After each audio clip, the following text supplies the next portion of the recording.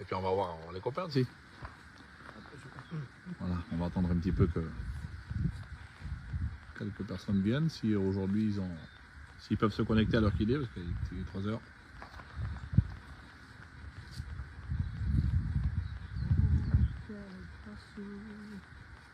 Mais chante-moi quand t'es que Tyson. Mais non. Bon, de toute façon, la vidéo, je vais la garder sur Facebook. Je ne veux pas forcément. On peut commenter maintenant, on peut dire quelques mots maintenant. C'est parce que comme la vidéo elle va rester sur Facebook, les gens la verront par la suite, de toute façon. Voilà, donc aujourd'hui, on est venu visiter avec les copains, là, avec les frères Tyson, prédicateur de l'église de Guingamp. Hein. Donc, ils m'amènent visiter et je suis honoré. Hein, donc ça fait plaisir. Merci Seigneur. On vient visiter l'église de notre premier prédicateur, le tout premier prédicateur de notre belle mission Vie et Lumière. Hein, il y a aujourd'hui plus de 70 ans que notre église, que notre assemblée Vie et Lumière existe. Merci Seigneur. Et notre frère Mans, qui est aujourd'hui près du Seigneur, bien sûr, il avait cet endroit-là où il avait bien commencé les premières réunions. Alors il y a le frère Tyson va nous dire quelques mots, hein, un petit peu plus précis que moi, parce que moi je ne connais pas trop toute l'histoire de la région. Alors déjà tu vas nous dire où c'est qu'on est, comment que ça s'appelle? Là on est à Plouzec. À Plouzec. En Bretagne, dans les Côtes d'Armor.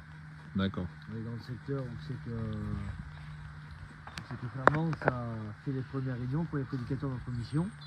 Et on est chez lui.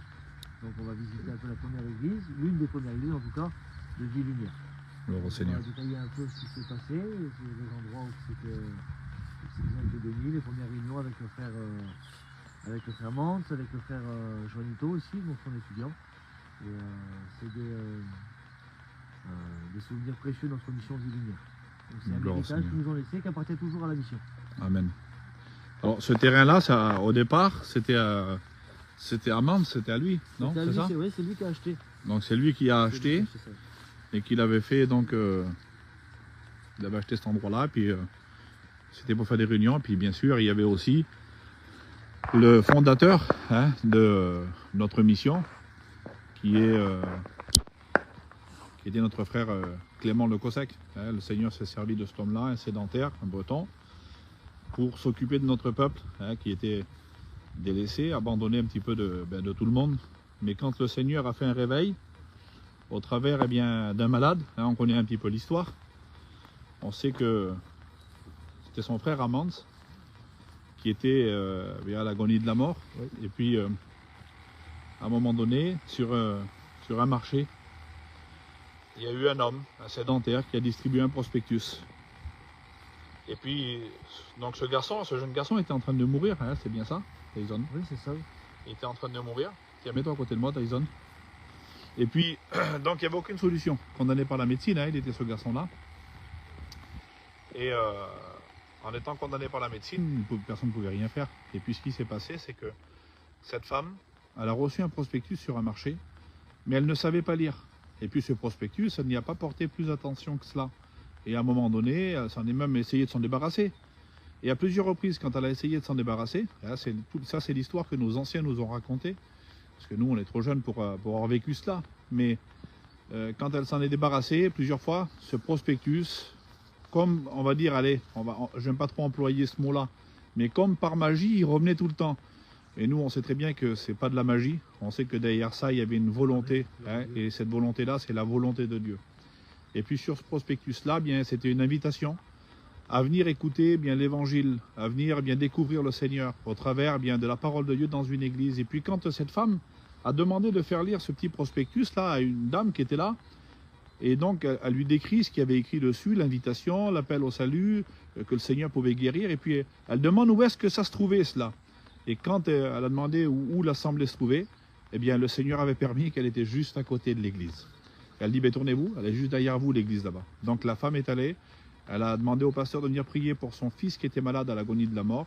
Et le Seigneur a opéré le miracle. Et au travers de ce miracle-là, eh bien ça a fait boule de neige dans notre peuple à nous. Hein, ça a commencé par la famille Duville-Reynard. Ça a été les premiers convertis de la mission Vie et Lumière.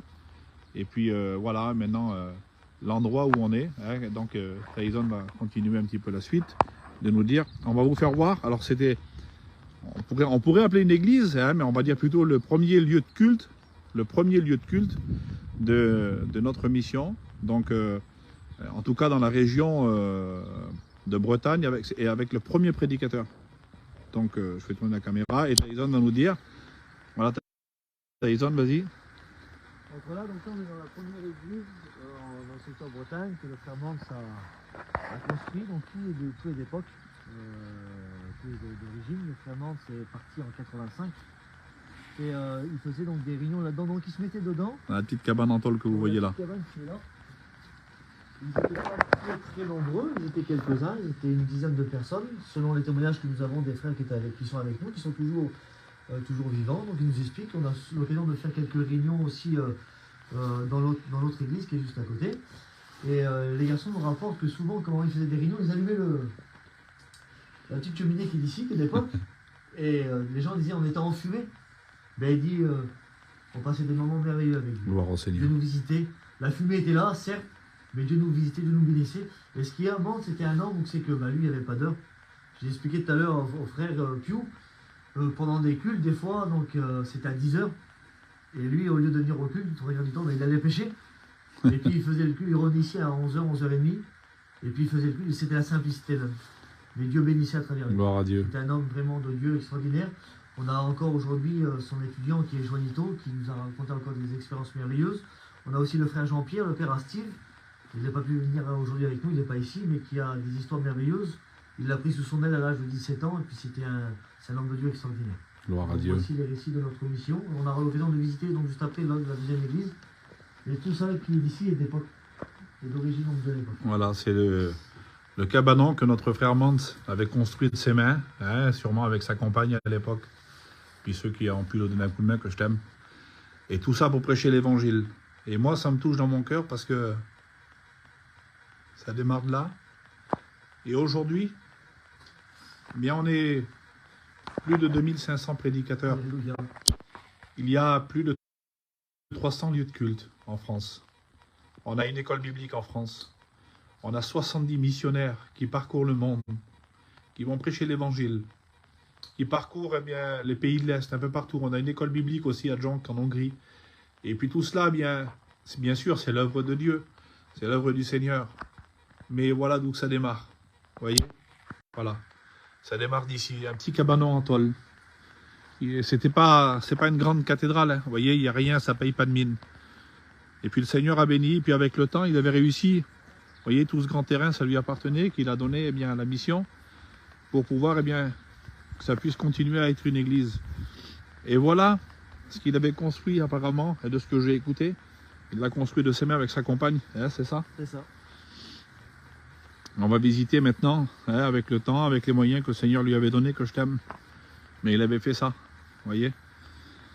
Et puis regardez, vous allez comprendre quelque chose. Moi de l'extérieur, je pensais, quand j'ai regardé, les frères m'ont pas expliqué au départ. Vous voyez, on voit que c'est une maison. Hein. Pour moi, c'est une maison de l'extérieur. Mais quand on se rend compte dedans, on voit que c'est pas une maison. On voit que c'est vraiment une église. Parce que si ça aurait été une maison, vous allez comprendre, venez, on va voir dedans. Et je pense qu'il aurait pu faire quelque chose de bien pour habiter pour lui. Il aurait pu faire plein de belles choses. Regardez, il avait construit cette maison-là. Et vous allez voir, c'est ouvert? C'est ouvert, oui. Donc voilà. là, nous sommes devant l'entrée de la maison. Donc, nous avons cette belle pierre qui a été faite pour notre frère, un pionnier qui fut dans les années 50 l'instrument employé par Dieu pour l'évangélisation de notre peuple tzigane. La mission Vie Lumière reconnaissante, la mémoire du juste et une bénédiction. Donc le proverbe chapitre 10 verset 7, le dirigeant des eaux, il me dirige près des eaux paisibles et les restaure mon âme. Donc le psaume 63, le psaume 23. Et donc juste derrière cette pierre, la femme à Mans, la sœur Pounette, elle a eu une idée, elle a fait mettre une Bible. Donc juste devant, derrière, il y a une Bible qui est derrière le mur. Et elle s'est dit, Seigneur, si un jour elle est détruite, et bien au moins quelqu'un qui la trouvera pourra au moins lire l'évangile. Oh, Dieu. Leur but c'était l'évangile. Le soir c'était l'évangile, le matin c'était l'évangile. Et c'est ce qu'on a besoin de retrouver parmi nos chrétiens, l'évangile en priorité. Amen. Sauver les âmes. C'est ce que nous essayons de faire, nous c'est ce qu'on essaie de continuer. De sauver les âmes, c'est ce que Dieu nous a appelé. Et là, on va rentrer donc dans la maison, donc à Mantes.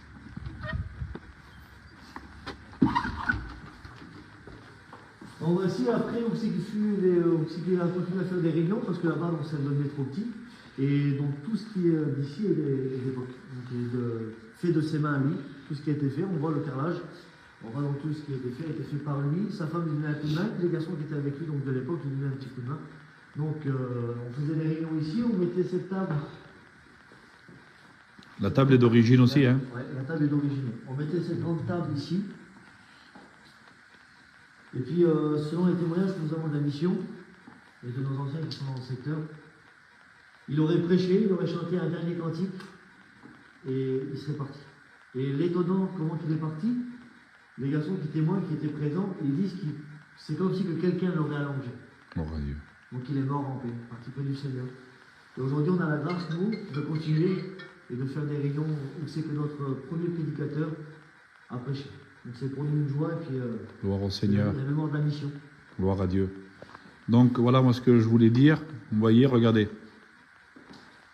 Là, on se rend compte que ce que notre frère avait à cœur de faire, c'était une église. Parce qu'on ne voit pas de chambre, on ne voit pas de séparation. Il n'y avait pas, vous voyez, il n'y avait rien du tout là. On voit vraiment que là, ce qu'il a fait, c'était une église. Là, ici, c'est juste une petite cuisine, un petit réfectoire, pour de dire sûrement que le dimanche, quand ils se réunissaient, quand ils faisaient les cultes, eh bien, pour faire à manger. Voilà, tout simplement. Plus simple que ça, on ne peut pas faire. Alors, là-dessus, il y a une très belle, un très beau témoignage. Non, c'était quelqu'un de ça. Il y a quelques années en arrière, avant qu'ils partent, il y avait eu 2 sœurs qui savaient chamailler. Puis à l'époque, tout le monde mangeait ensemble. Et le frère avait eu une idée pour que les sœurs se reparlent. Il avait pris un billet, il l'avait coupé en 2. Il a été vers une sœur, il lui a dit la moitié du billet. Et vers l'autre sœur, il a été la moitié du billet. On leur dit comme ça, si vous voulez faire les courses, ils seront obligés d'être ensemble. Voilà. C'était la simplicité immense. Et puis les sœurs se sont réconciliées justement par rapport à ce billet. Ils l'ont recollé, puis ils ont été faire leur commission ensemble. Gloire au Seigneur. Voilà la simplicité que quelle beauté. Et on ne peut pas faire plus simple. Donc voilà, vous voyez, regardez ce que je vous disais. On voit bien, voilà, juste un petit bout de cuisine pour de dire de faire à manger, de manger avec tous ceux qui étaient là. Mais on voit bien, hein, il aurait pu en faire une très belle maison et exploiter un petit carré pour de dire de faire quelques réunions. Ça aurait été toujours mieux que dans le petit cabanon en tôle. Mais non, hein, on se rend compte que c'était comme ça. La grosse cheminée là qui était faite, eh bien voilà, pour avoir un peu de chaleur. Et puis faire leur réunion, quoi. Alors moi, ce que j'aimerais dire, Mans, moi je ne l'ai pas connu. Hein, il est parti en 85, moi je suis dans le 81, j'avais que 4 ans. J'aurais bien aimé le connaître. J'aurais donné vraiment cher pour le connaître. Après, bien sûr, c'était qu'un homme, hein, comme tous les hommes, mais c'était un homme de Dieu. Et puis, tous ces beaux témoignages qu'on écoute, hein, de nos anciens qui nous parlent de notre frère Mans, eh bien, c'était un homme vraiment d'onction, un homme employé. Un homme qui très certainement ne devait pas savoir lire, je pense. À l'époque, je ne sais pas. Il ne devait pas savoir lire, mais il y a eu des miracles extraordinaires qui s'est passé au travers de cet homme-là. Et de toute façon, je vais vous dire une chose, ça a été le premier prédicateur de notre mission.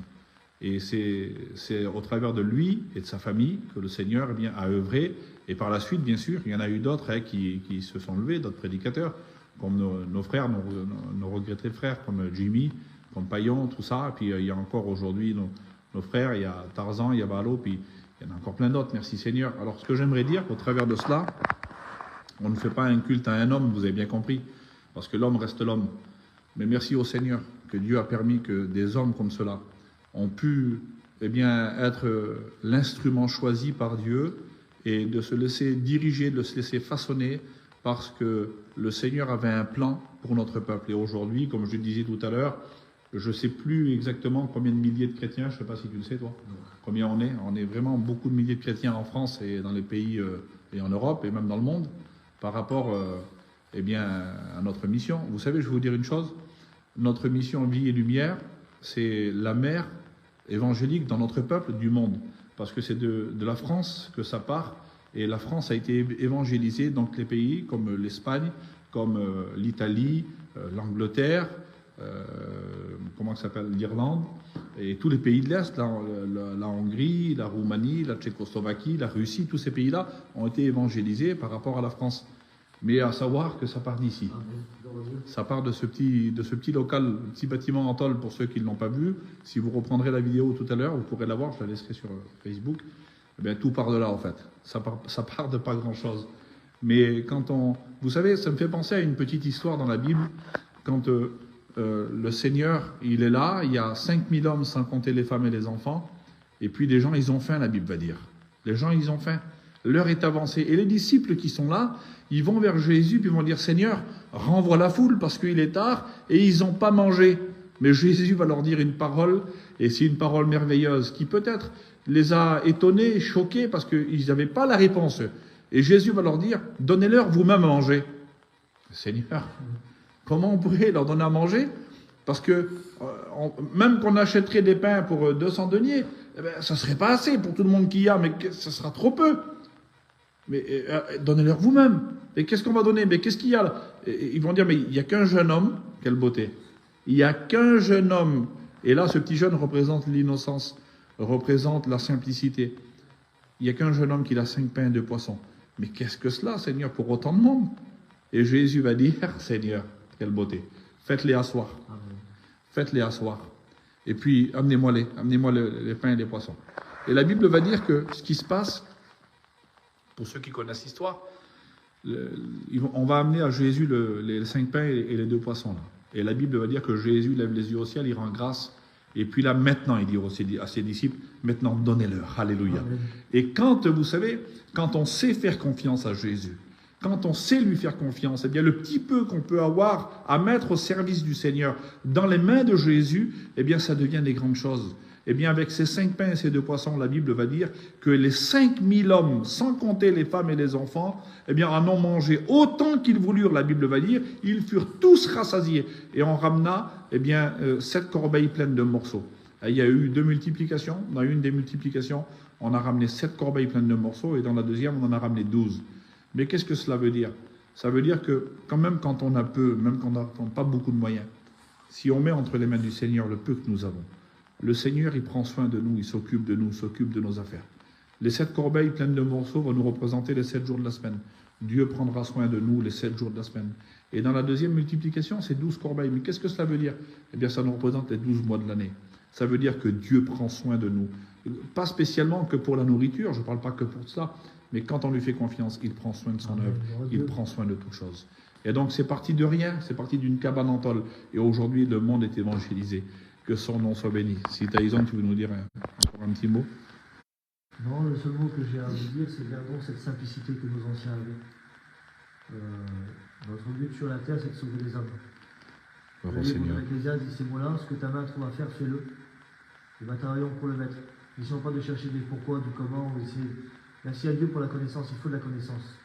Aujourd'hui, notre peuple est plus instruit, mais ne fait pas grand-chose. Donc, des fois, il vaut mieux être moins instruit.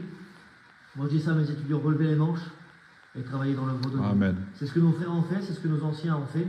On prend le COSEC, on prend le Jimmy, qui est parti pour le Seigneur, Paillon. Il dit, Seigneur, ils ont tout quitté pour l'œuvre de Dieu. Ben, faisons pareil, travaillons pour le Maître. Jésus revient nous chercher. Nos familles se perdent, nos enfants se perdent, nos frères, nos soeurs, nos parents se perdent. Et nous, on essaie de gagner le monde. Ben, mettons le monde de côté et puis sauvons les âmes. Amen. Que Dieu vous bénisse. Gloire au Seigneur. Voilà, on va faire une dernière petite image pour ceux qui n'étaient pas là, de l'endroit, voilà. Donc ça c'est l'église à Mans, hein. Il avait construit de ses mains. Mais à la première endroit, le premier lieu de culte, on va dire, qu'ils avaient fait les réunions, vous voyez, c'est ce petit cabanon en tôle. Voilà, ça paye pas de mine, c'est pas gros. Ils étaient à 10-15 personnes là-dedans. Mais c'est de là-dedans que tout part, c'est d'ici que tout part. Et aujourd'hui, eh bien, le monde a été évangélisé par la mission Vie et Lumière. Merci Seigneur. Voilà. Donc mes frères et sœurs qui sont sur le direct et ceux qui verront par la suite, que Dieu vous bénisse, hein, que Dieu vous fortifie. Et merci au Seigneur pour ces bons souvenirs, hein, que nos frères nous ont laissés. Mais maintenant, nous, on est la continuité avec tous les frères qui sont là. Hein, il y a quelques copains qui sont là. Que Dieu vous bénisse les frères. Voilà les copains. Que Dieu vous bénisse. Hein, un petit mot, peut-être si quelqu'un veut dire un petit mot, dans la simplicité. Ah, c'est dur à dire à la caméra un petit mot. Hein. Bon, merci Seigneur. Hein. Bon, c'est toujours difficile des fois de on va parler, mais voilà, donc on est avec le frère Tyson. Chaque serviteur de Dieu, chaque chrétien, on a la continuité de ce beau travail qui avait débuté dans les années 50. Et en espérant que si le Seigneur il tarde à venir, eh bien après nous, qu'il y en aura encore d'autres qui prendront la suite. Et puis que le Seigneur suscite encore des hommes. Tant que le Seigneur tardera à venir, de toute façon, il y aura des hommes qui prêcheront l'évangile et qui seront intéressés par l'œuvre de Dieu. Engagez-vous avec Jésus, il vous aime, il veut vous sauver.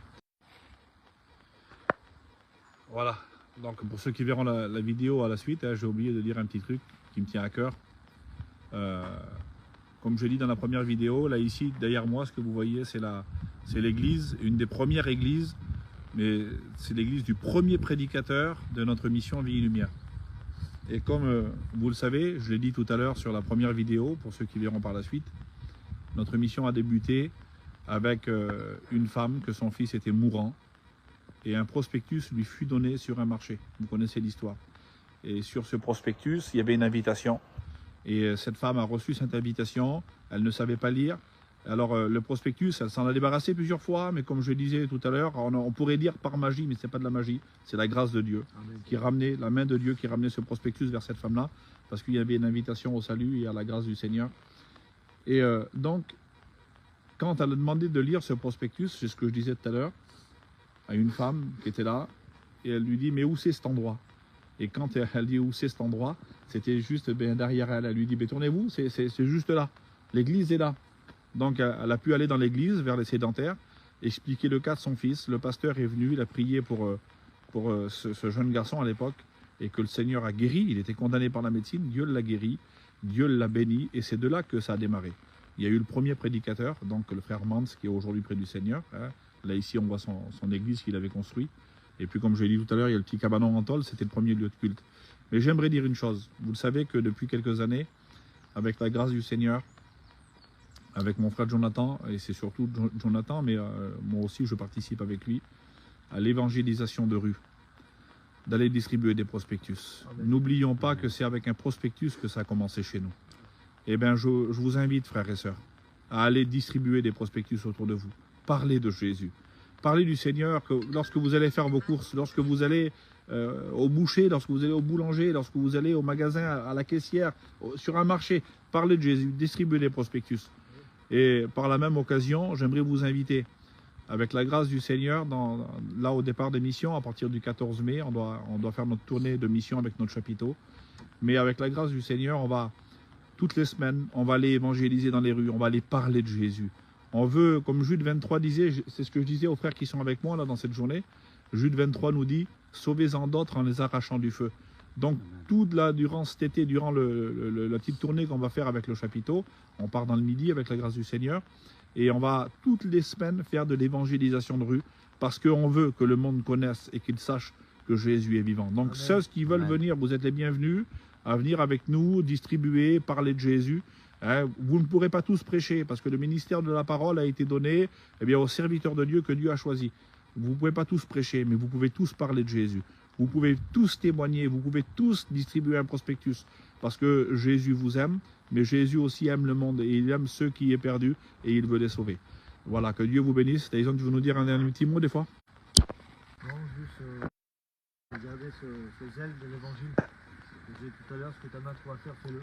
Gloire au Seigneur. Dans le chant, dans le témoignage, dans la musique, dans le prospectus le matin quand tu vas chiner, quand tu es au magasin. Dis toujours aux gens que Jésus les aime. Amen. Nos familles se perdent. Moi je disais à mon garçon de 15 ans l'année dernière, je mangeais à table avec lui, je disais fils, si Jésus revient à te perdu, tu vas en faire. Pourtant c'est mon fils. Mais aujourd'hui c'est un chrétien. Alléluia. Aujourd'hui il témoigne, encore il y a quelques jours en arrière, il témoignait un homme qui était sous. Et il disait, tu sais mon oncle, Dieu peut te sauver. Et bien c'est ce que j'aimerais vous dire ce soir. Dans cet après-midi plutôt. Témoignez autour de vous. Les gens se perdent. On a la responsabilité des âmes. Travaillons pour le maître, il revient bientôt. Amen. Gloire au Seigneur. Voilà, que Dieu vous bénisse à tous. Et puis voilà, travaillez au salut des âmes. Que Dieu vous bénisse, Église du Seigneur. Et tous ceux qui verront ce direct, là, que le Seigneur vous bénisse à tous. Donnez votre vie à Jésus.